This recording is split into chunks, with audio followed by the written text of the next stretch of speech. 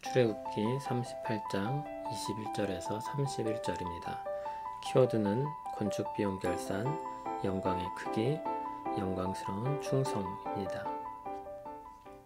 성막 곧 증거막을 위하여 레위 사람이 쓴 재료의 물목은 제사장 아론의 아들 이다말이 모세의 명령대로 계산하였으며, 유다지파 훌의 손자요 우리의 아들인 부살렐은 여호와께서 모세에게 명령하신 모든 것을 만들었고, 단지파 아히사막의 아들 오홀리압이 그와 함께 하였으니, 오홀리압은 재능이 있어서 조각하며 또 청색, 자색, 홍색 실과 가는 배실로 수 놓은 자더라.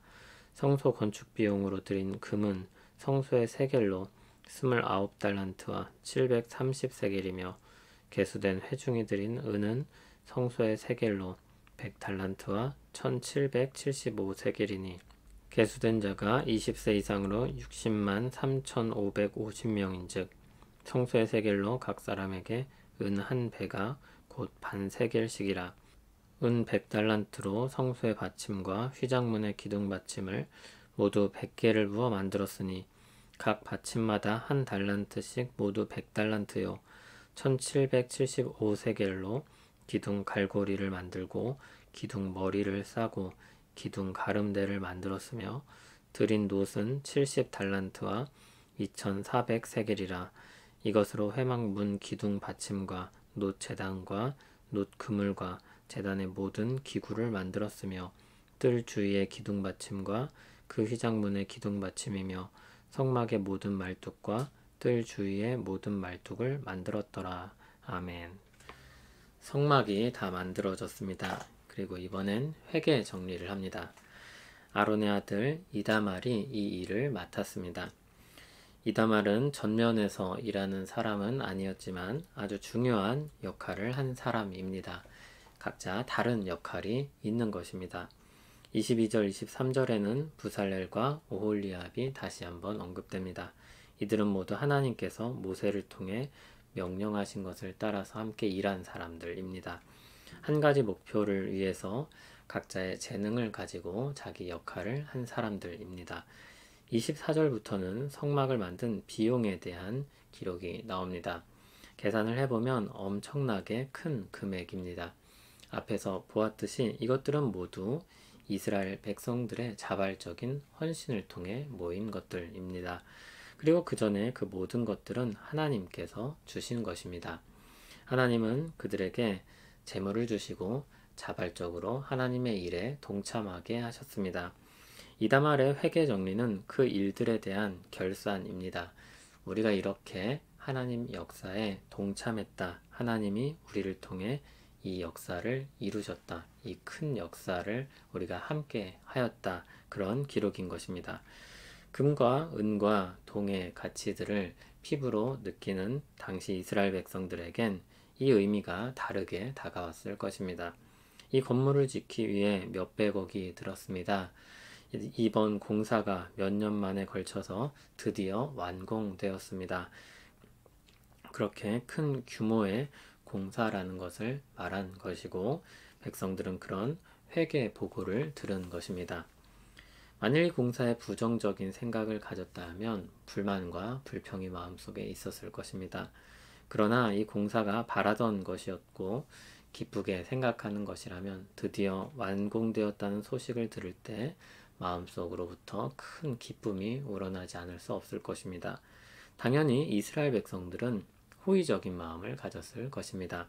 자신들이 낸 재료로 만들어졌습니다. 그들의 자발적인 땀과 헌신으로 지어졌습니다.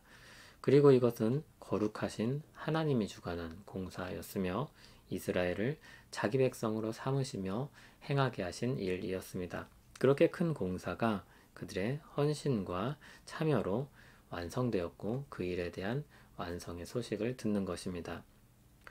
하나님께 구원받은 백성들이 하나님의 일에 동참하고 있습니다. 그들의 헌신으로 하나님의 역사가 진전됩니다. 하나님은 그렇게 일하시기를 기뻐하셨습니다. 그들을 역사의 방관자로 두지 않으셨습니다. 하나님 역사의 동참자로 두셨습니다.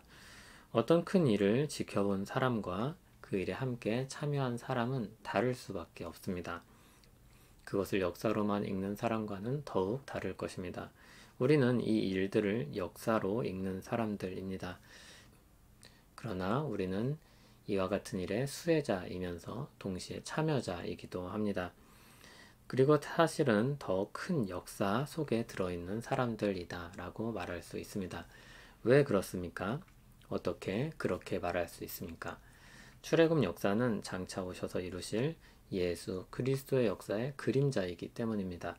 출애굽 역사는 우리 안에 영적으로 이루실 일들을 눈으로 보도록 그려주신 역사입니다.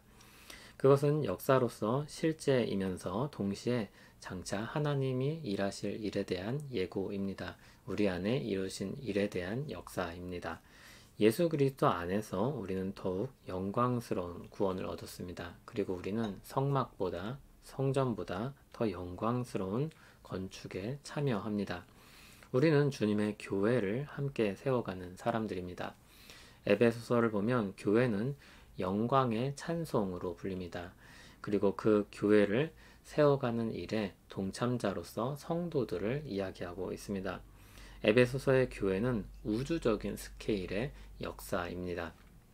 성막보다 성전보다 훨씬 더 큰 건축물입니다. 그 놀랍고 큰 하나님의 역사에 우리를 동참시키고 계시는 것입니다. 함께 주님의 교회를 세워가게 하신다 했습니다. 그 일에 참여할 때 우리는 땀도 흘릴 것이고 애도 많이 쓸 것입니다.